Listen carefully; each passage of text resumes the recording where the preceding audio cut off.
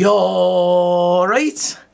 Well, it's match day again, Saturday, and today Sunderland are away at Wycombe Wanderers.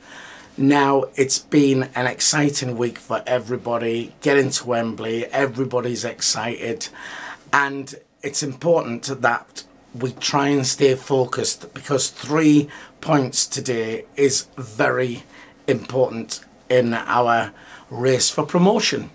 So we've got to keep focused. I'm sure Jack Ross will have hammered that into them anyway. And the main thing is today that we get a win and get the 3 points in the bag. Prediction, which I always get wrong anyway, so I don't even know why I'm doing it. I'm going to say 3-1 to Sunderland today.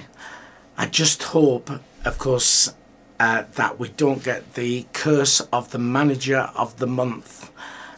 Congratulations to Jack Ross on getting that award, and of course to Aidan McGeady for picking up the player of the month as well. So we have the team news in for the game at Adams Park, Wycombe Wanderers versus Sunderland, and the team is like this. It is McLaughlin, Flanagan, Dunn, James, O'Nien, Ledbetter, Cattermole, Morgan, McGeady, Hunneman and Grigg.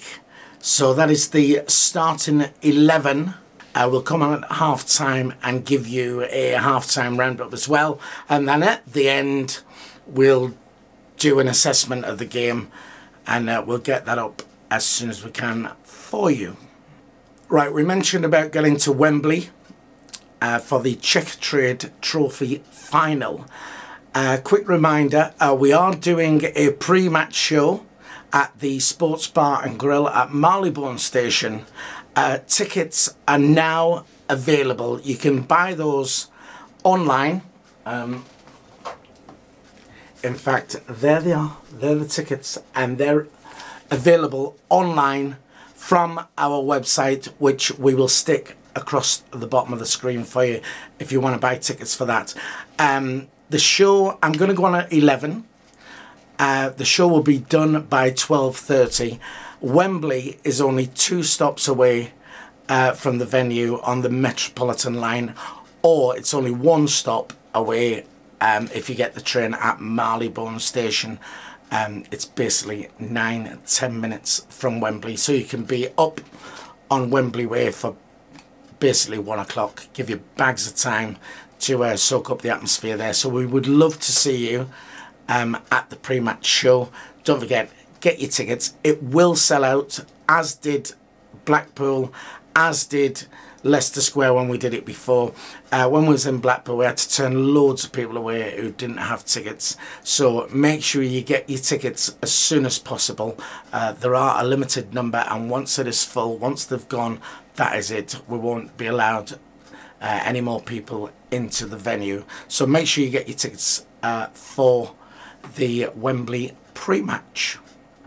Right, on the subject of Wembley and the Wembley tickets and the fiasco which has gone on, it's fairly confusing because things have changed and what have you, and I just want to give my opinion on it and what I think of the way it's been done. First thing I've got to say is it astounds me the amount of fans who didn't think at the start of the season with the Checkatrade Trophy that we had a realistic chance of getting to Wembley. Me personally, me and Karen, we went to every Checkatrade Trophy game, home and away, barring the Newcastle one when we was away on holiday. And even it was a case of some of these tickets were only £3, and you got a Black Cat point, you got a loyalty point as well. So it was an absolute no-brainer. So there was always a very realistic chance that we could have made the final, and I can't believe there weren't more people actually thought about that. And now here we are at the stage where we've made it to the final, and everybody's complaining because they didn't go, or they didn't buy tickets and the wanting tickets. So that's my first point.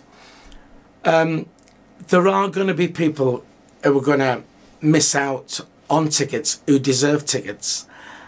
Season ticket holders, every season ticket holder is guaranteed a seat, quite rightly.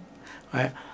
I do feel for certain season ticket holders who've taken kids who don't necessarily have a season ticket, so they've bought tickets on their own membership number, and you know they've taken kids with them and they've gone to every game, and because they've done it that way, then the kids are not registered and there's no proof that these tickets have been bought. And you know, I feel for those people who are likely to miss out, but you're never going to please everybody, and there's always going to be somebody who deserves a ticket won't get one, as well as people who don't deserve a ticket who will get one. As I've said, I'm not 100% certain I've actually got this right, but this phase 2 and phase 3 malarkey just seems an absolute balls up. Phase 2 initially would have been people with purchase history or recent purchase history. So obviously people who bought a ticket and gone to the games would have then gone into phase 2 and had the ability to get tickets. The club then, of course, have announced a phase 3, which would have more or less been everyone else.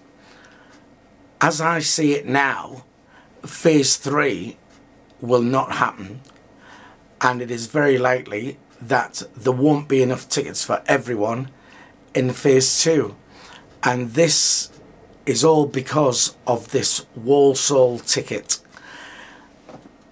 As I see it, what the club have done by saying if you buy a Walsall ticket before 10 AM on Monday, you've basically made phase 2 a general sale, because someone who's gone week in, week out, who's got purchase history, right, will find themselves in exactly the same boat as someone. I've got a brother who has got no interest in football whatsoever. There is nothing stopping him buying a Walsall ticket today, and that will qualify him then for phase 2 alongside someone who's gone week in, week out, and that's unfair. The club would have been better keeping this original recent purchase history and purchase a Walsall ticket, because at least that would have meant you can't just go and buy a Walsall ticket and qualify for phase 2. You would have to have the recent purchase history as well. How I see it should have been done is recent purchase history over the last year. So anybody who'd gone in the last year would have then gone into phase 2.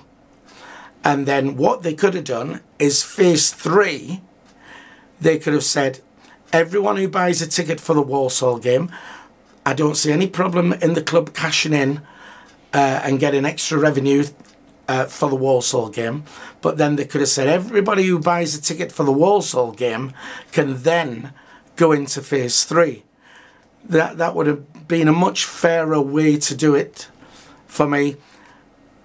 That may be the way. I don't know, it's still fairly confusing, but as I see it, phase 2, if you've bought yourself a Walsall ticket, then you will be eligible to enter phase 2, which for me is very, very wrong. Now, I know you're never going to keep everybody happy when it comes to tickets for Wembley, for a Wembley final.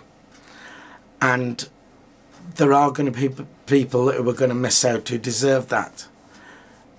There just would have been a better way of doing this. And I can't believe that the club, who I firmly believe have tried to do it the fairest way, but it's as though it's all being rushed.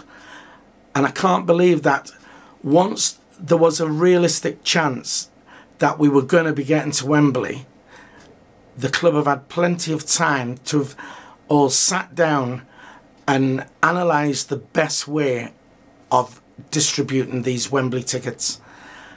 And I just think there's been a major balls up, really, and because of it, some people who deserve tickets are going to miss out. That's my view on it. I just wanted to put my point across.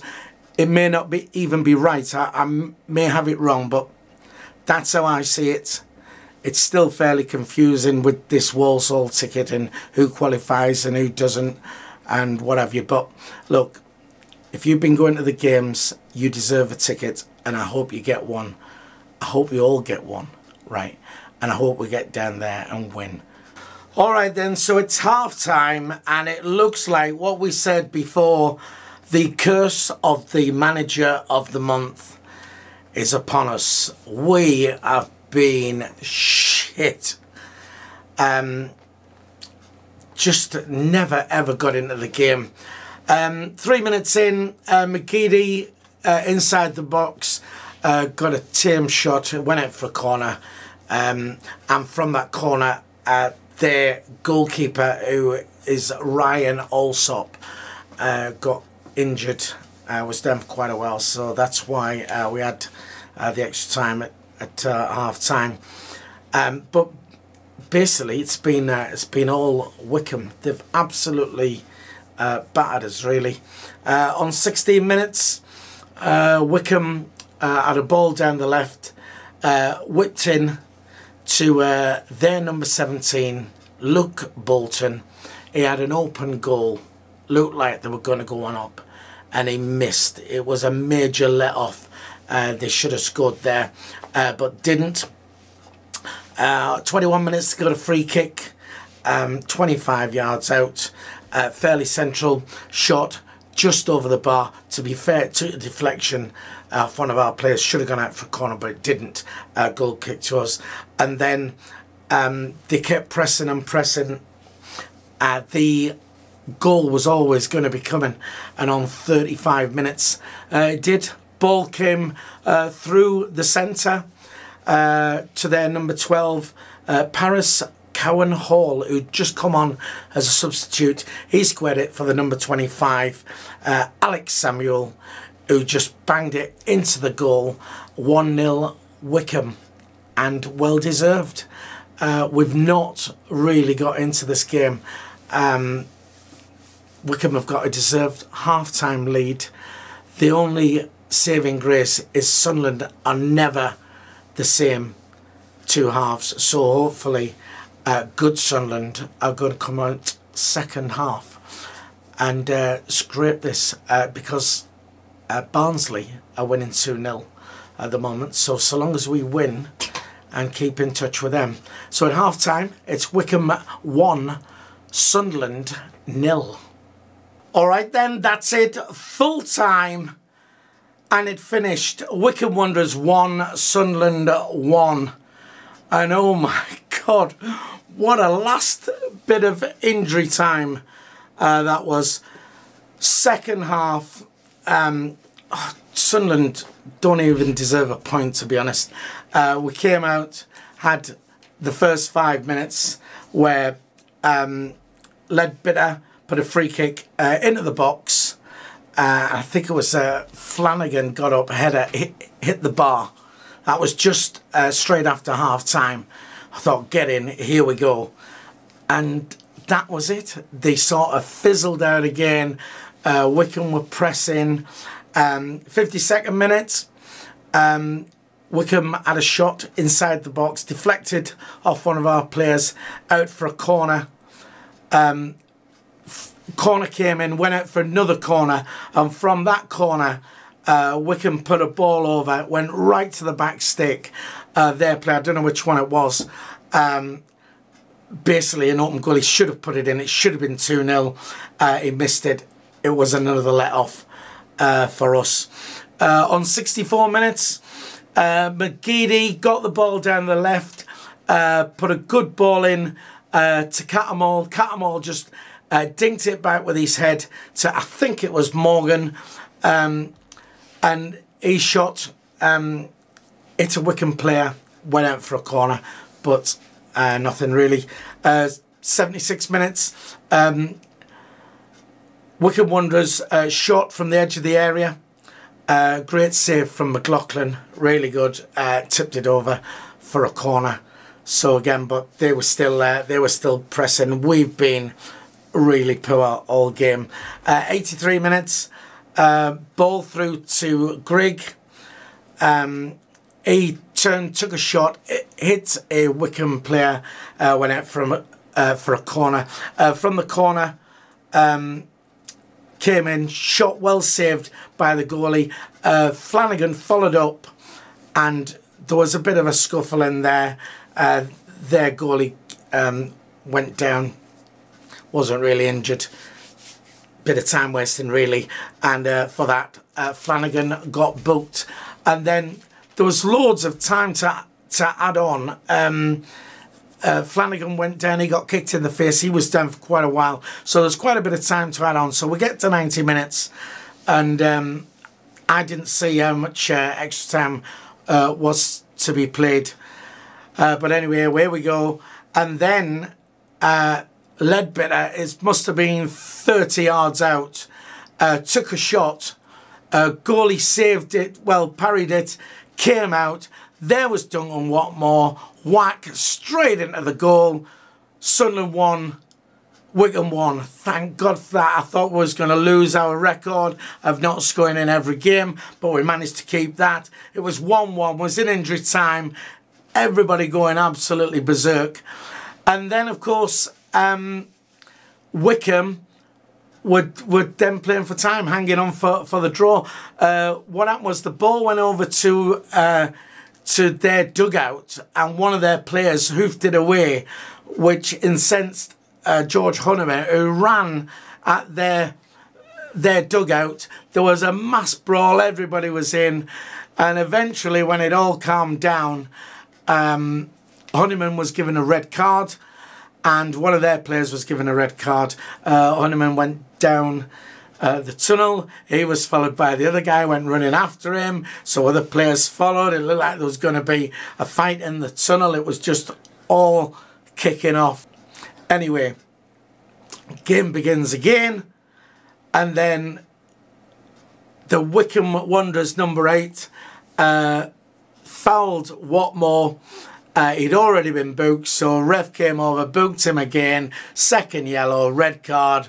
Wycombe Wanderers number 8 had to go off, and then that was basically it. We had a free kick from there, put it in. It was our last chance saloon, absolutely wasted, just straight over and out for a goal kick, and that was it. And full time, Wycombe Wanderers won, Sunderland won.